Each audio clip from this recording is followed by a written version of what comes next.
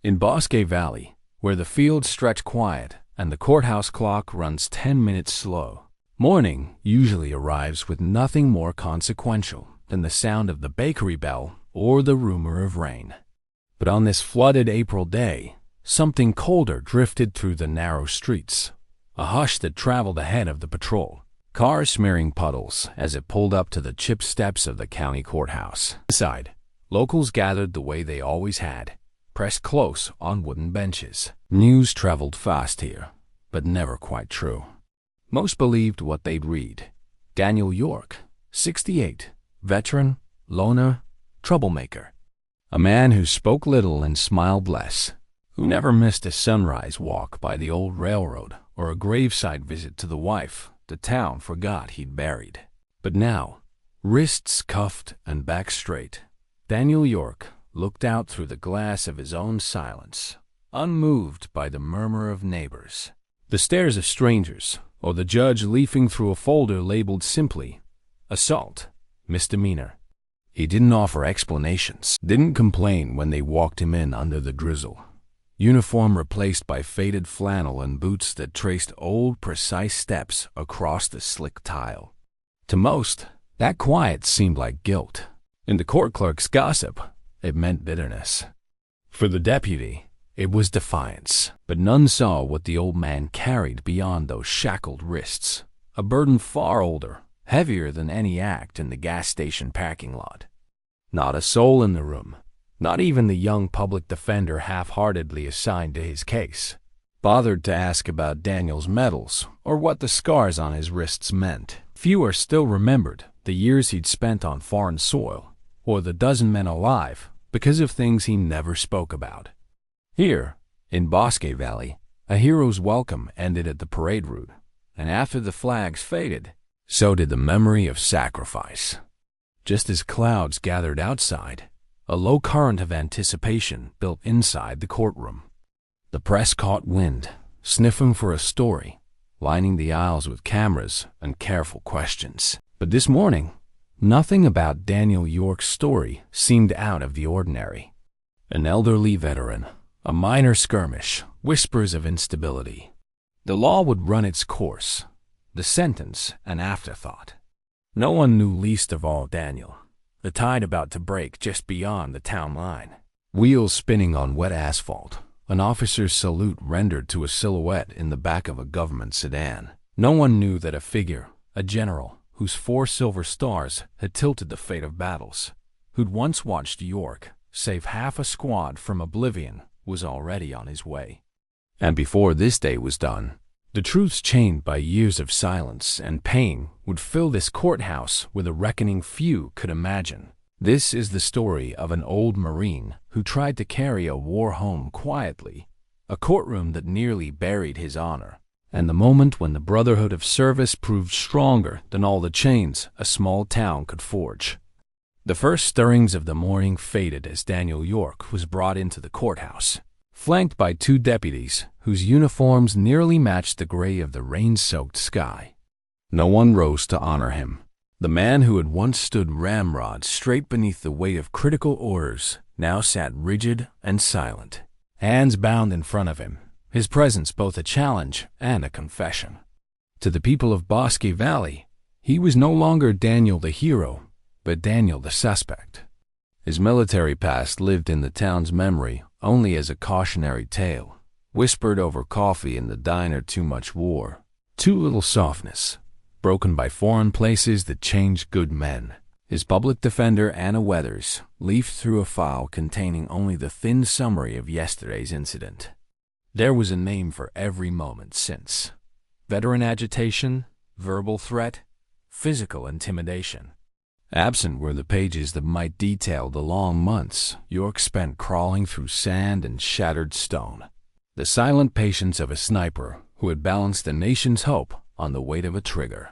No mention of the medals boxed and half-forgotten under the sagging bed in his trailer, or the photographs of unfamiliar, grateful faces which lined the walls nobody else ever visited. Anna had tried talking to York before the hearing, tried to break through the granite of his demeanor, to coax a story, a reason, a witness into the air between them. But Daniel's answers stayed clipped, non-committal, eyes constantly tracking a horizon only he could see. Decades spent waiting for movement, for danger, for the world to shift, had trained him to hold silence like a shield. Now, facing accusations he never bothered to rebut, he met the judge's gaze without flinching, as though this trial were simply another checkpoint in a life built around waiting for the next order. The townsfolk who filled the gallery scanned York for signs, regret, anger, confession. Instead, they found only exhaustion, a fatigue that had sunk deep, etched into furrows at his eyes and the set of his jaw. "He's probably lost it," someone murmured, and a ripple of agreement passed among those who'd never spoken to him, but who felt certain nonetheless. The victim, a younger man from the gas station, recounted a story of intimidation and military boasting, his words practiced, voice rising at the right moments to elicit sympathy. Even the bailiff, a former classmate of York's, averted his eyes as the narrative took hold. Above the benches, the flags of county and country hung limp in the humid air. Anna stood to ask a question, but York gave no sign of interest. To the jury, 12 people Daniel had likely known by face, if not by name, he seemed already judged. A man not defeated, but disconnected, perhaps even relieved to find himself answerable to something routine, something that offered, at last, a form of closure he could recognize. Outside, thunder rolled beyond the rows of oak and hickory. A blue sedan slowed for the red light at the edge of town, its headlights glinting on street glass. Inside, a figure in an immaculate jacket absent-mindedly traced the faded outline of a campaign patch near his wrist, eyes set on the courthouse rising ahead. Unbeknownst to the citizens of Bosque Valley, before that storm had passed, their tidy world would be forced to reckon not just with the old wounds of war, but with the quiet hero who had lived for years beside them, unnoticed and unthanked. And so the hearing began not with the clamor of justice, but in the flattened hush of small-town routine.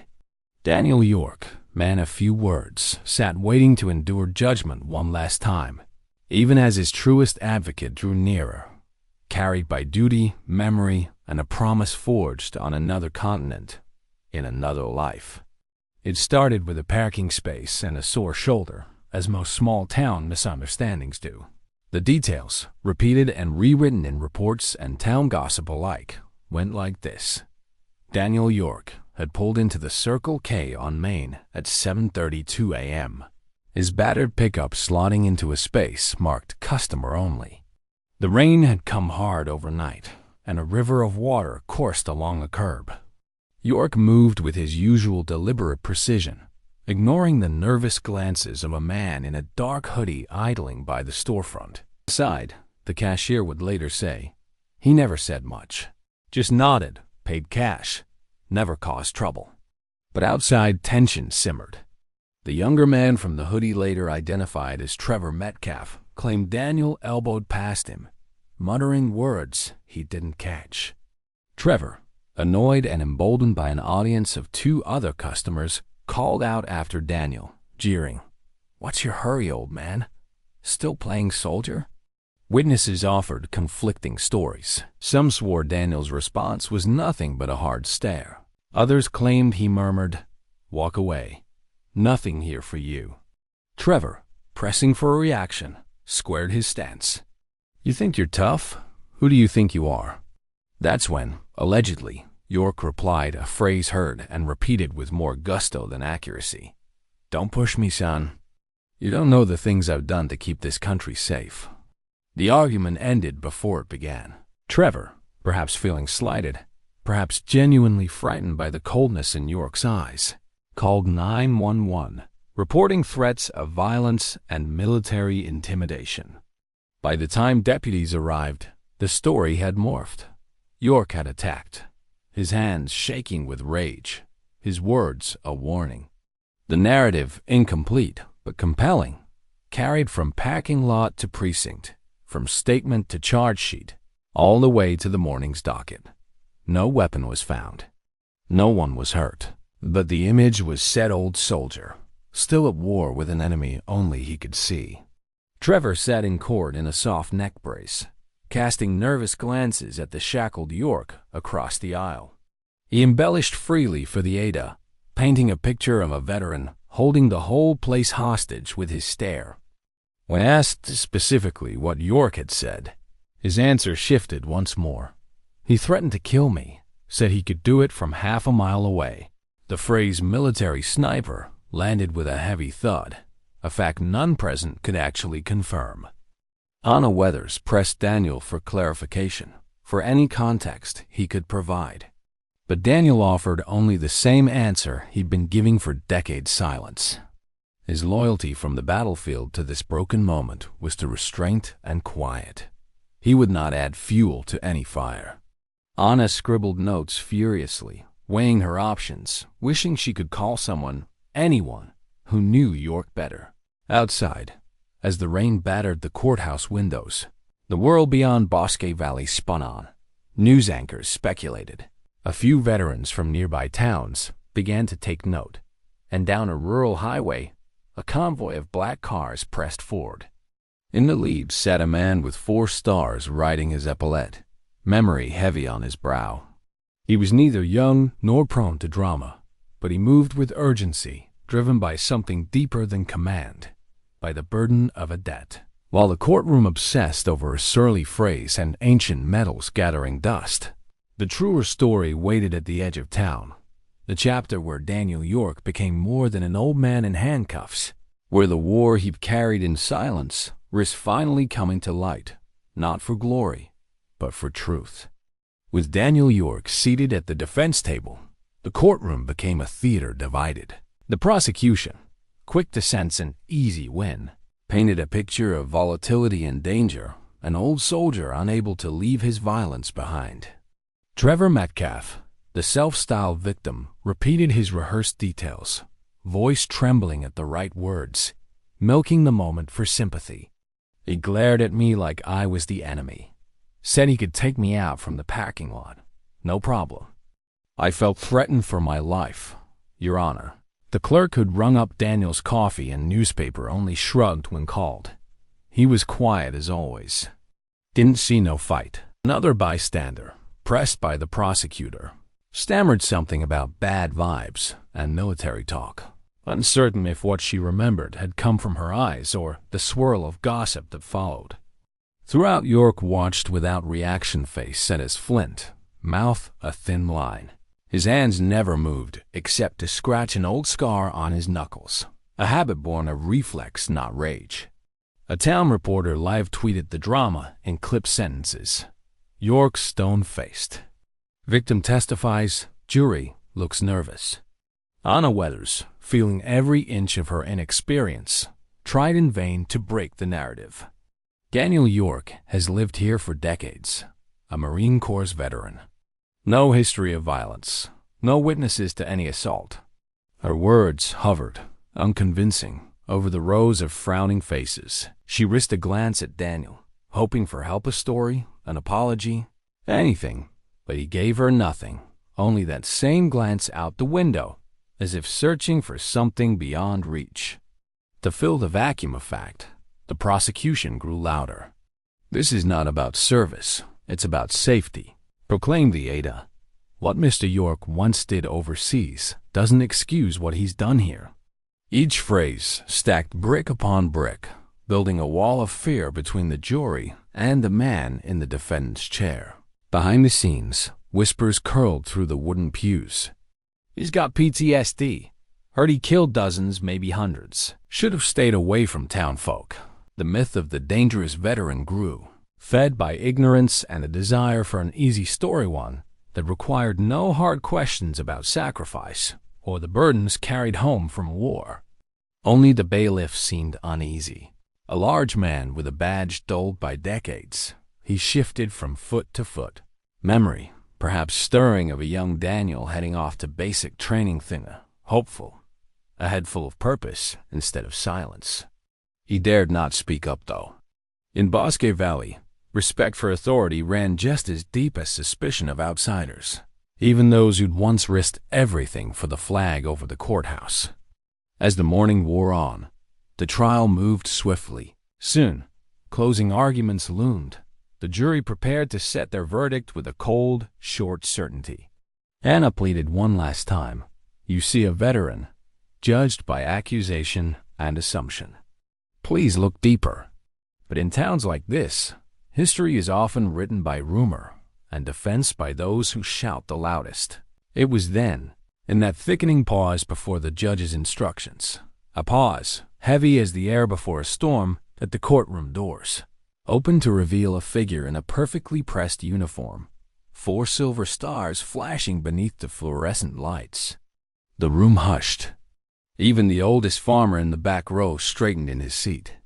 Daniel York finally shifted in his chair, eyes flickering for the first time, not with fear, but with wary expectation. History, it seemed, was about to walk in through the rain and remind Bosque Valley that some battles aren't won until the right witness takes the stand. Even as the courtroom froze, time seemed to fold inward for Daniel York. The sight of the 4-star general stepping into the stale fluorescent light was not just a summons to the present, but a living breach in the wall he'd spent years erecting between himself and memories he couldn't forget. For a breathless instant, Daniel was no longer in Bosque Valley, but 17 years and half a world away. The steaming air of Helmand Province washing over him, each sense sharp as broken glass. The sand, the low drone of distant mortar, the staccato cadence of shouted orders. Men younger than Trevor Metcalf, frightened yet steady, pressed in mud and fear behind shattered masonry. There had been a mission, always a mission, but the days and hours blended together. Recon patrols, near-invisible movement, the silent language of hand signals. Daniel's hands, young and sure again, cradling the long rifle as if it were an extension of his own resolve. That day in the desert, the radios had failed. The squad was pinned after an ambush, 2 wounded, 1 missing, enemy fire raking the rubble. The lieutenant, a wiry man with haunted eyes, whispered frantic into the wind. Then, amid chaos, came the voice Daniel remembered now as the general's a captain then, calling for cover, ordering a last-ditch push. The odds were hopeless. Daniel York, shadow in the dust, had crawled to a shattered window and taken position. The world narrowed to the blur of his scope, the rhythm of breath and wind. He'd counted every round, every whispered plea, until, shot by shot, he cleared a path through the crossfire. 12 men were still breathing when the hump of a far-off helicopter signaled rescue. He had not wanted recognition. He did not stay for medals. But the captain found him, bloodied and shaking, and pressed Daniel's hand in a grip strong and silent, a brotherhood forged beyond words. Now, as General James Brogan walked down the aisle, the swirl of memory faded back into the reality of the small-town courtroom. The general moved with the ease of someone accustomed to command, but his eyes, under the cap's brim, searched the crowd until they found Daniel's to both, a spark of memory not dulled by time. The judge, startled, asked, "General Brogan, what brings you to Bosque Valley today?" Brogan's voice was clear, unwavering. "I'm here on official request, ma'am, to make a statement about the character and history of the man before you." His gaze flickered, gentle, toward Daniel. "It's time you all understood what true restraint and true service look like." For the first time since his arrest, Daniel York let the mask slip just enough for a flicker of recognition, equal parts relief, pain, and an old soldier's gratitude.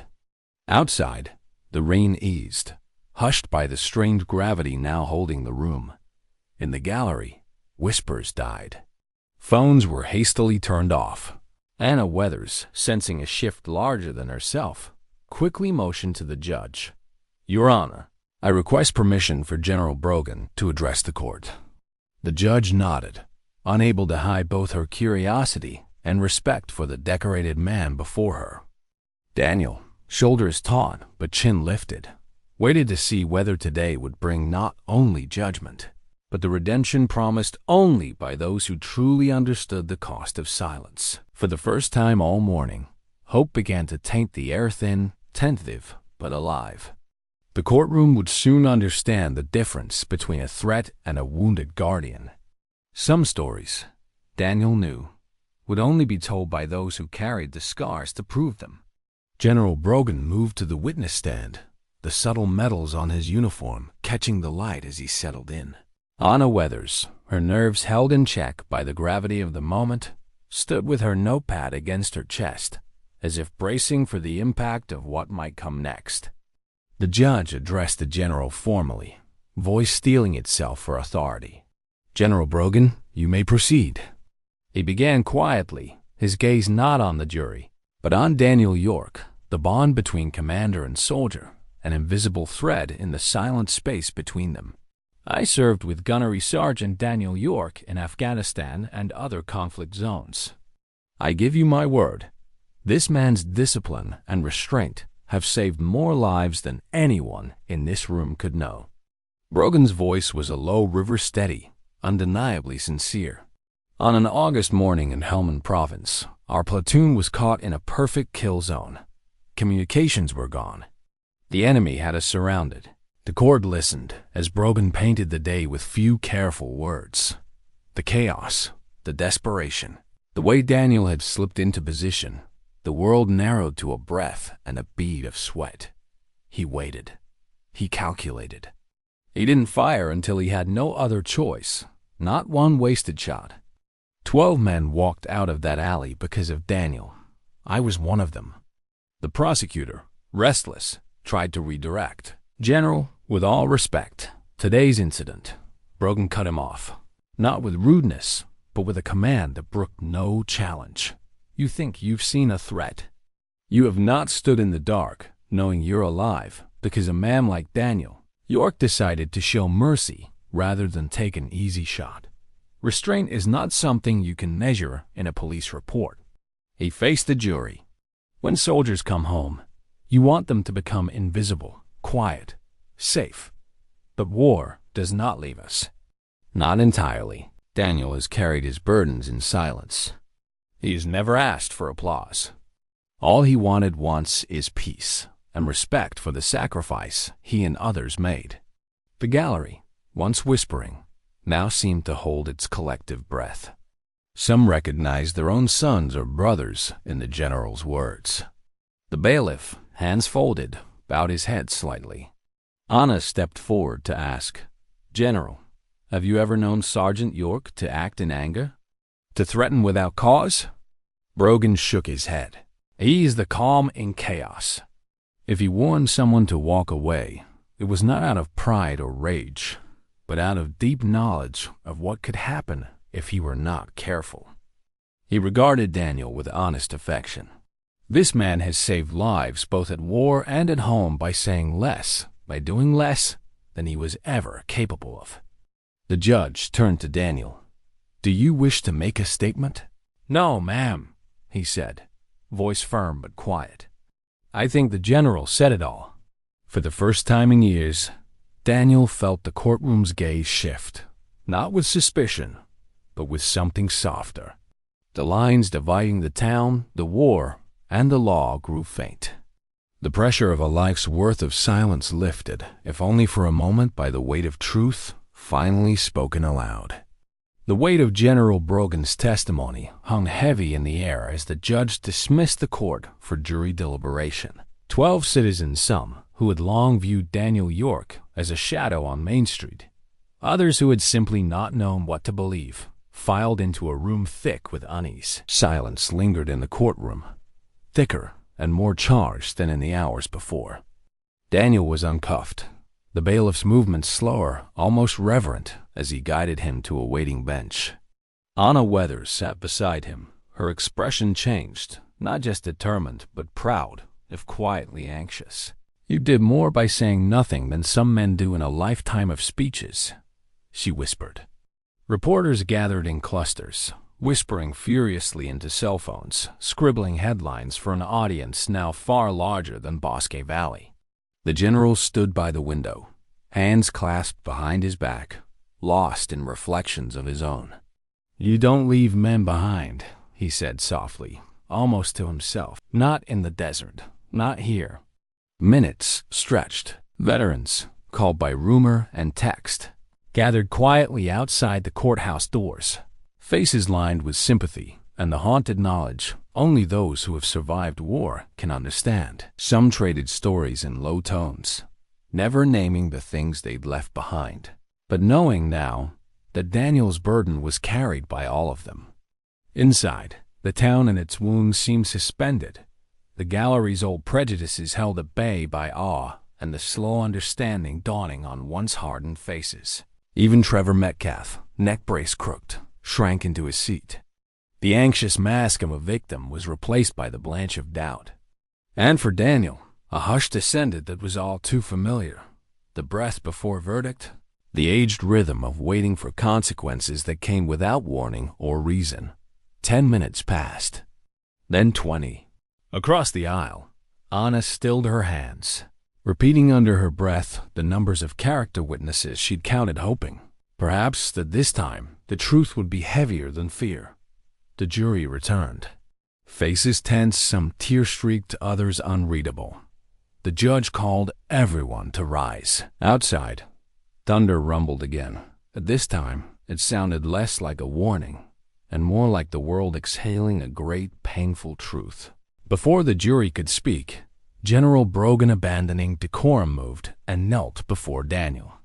"Forgive us," he said, but enough for all the town to hear. "Forgive this country, this court, for forgetting you."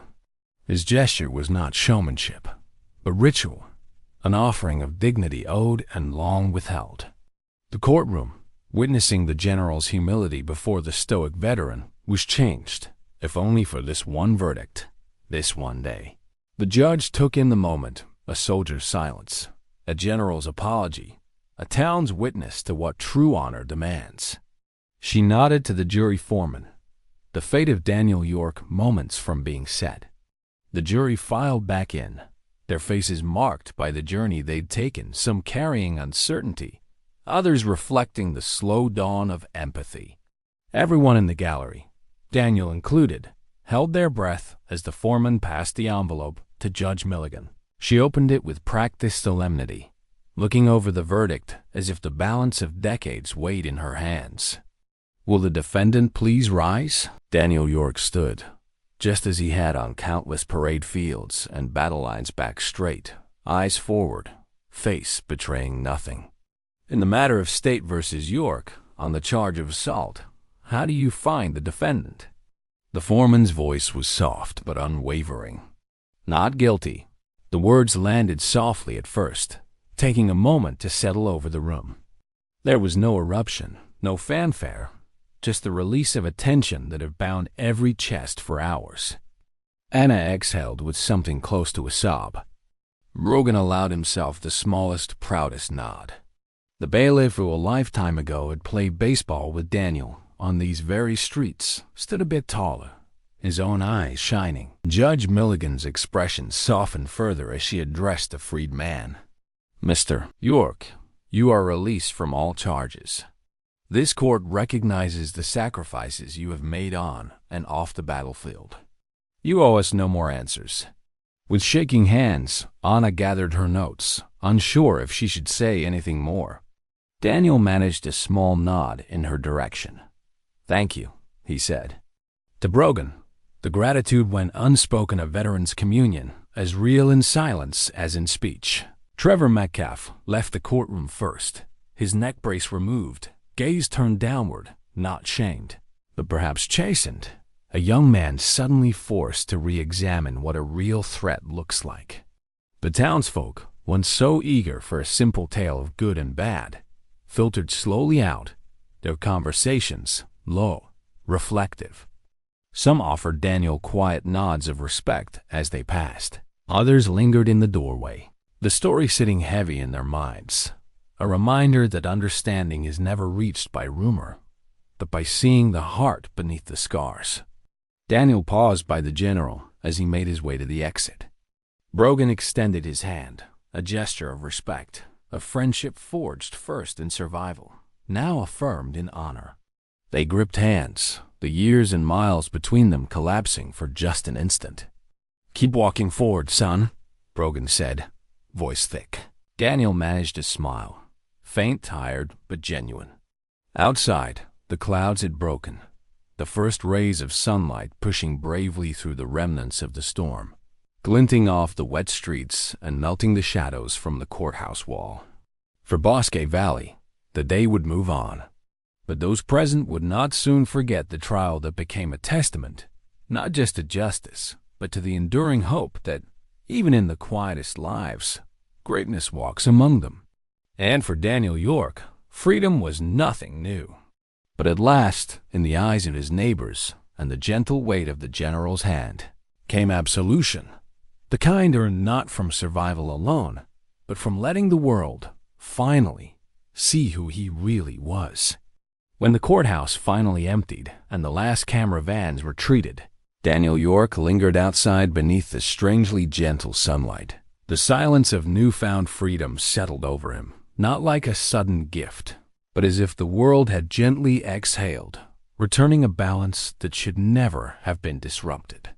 He walked past the old veterans gathered on the courthouse steps, exchanging nods and silent words that only those who have shared the burdens of war truly understand. A few offered their hands, a slap on the back, a look that said, "We saw you. We remember." For the first time in years, Daniel let these gestures touch him, their weight lighter and warmer than any metal could have been. General Brogan waited by his car, cap in hand, the formality of his posture softened by memory and pride. "You did well," he told Daniel quietly. "And I meant every word about restraint, about honor. Don't let this town, or any other, make you forget your worth." They stood together for a moment, not as hero and witness, nor as defendant and advocate, but as two old soldiers recognizing each other's scars visible and buried alike. Daniel finally spoke, voice lower than the breeze, rich with the gravity of all that went unsaid. "It's easier to fight for peace out there," he nodded toward the horizon, "than to hold on to it in here." He tapped his chest. "But I'll try, for them and for me." Brogan smiled, eyes crinkling. "That's all any of us can do." They parted without fanfare, the general's car disappearing down the road. Daniel turned away from the courthouse, boots pressing into soft earth, each step deliberate toward his truck, toward his home at the edge of the woods, and toward a long, patient healing. As the days passed in Bosque Valley, news of the trial faded back into the fabric of local myth. Yet those who had witnessed or even simply heard knew this story would change the way the town measured its sons and its silence. On Memorial Day, Daniel found a few more flags planted at the veteran stones, a few more nods from strangers on his morning walks. And sometimes, when the sun broke over the trees, he allowed himself to remember, not the sounds or the terror of war, but the brotherhood, the mercy, and the small, persistent hope that dignity survives even the fiercest storms. He had lived most of his life refusing recognition, believing that quiet sacrifice was its own reward. But having seen the day when his silence was finally understood, Daniel York carried forward with a little less weight and a little more peace. And somewhere in the distance, far from courtrooms and headlines, honor walked quietly at his side, unseen by most, unforgettable by some.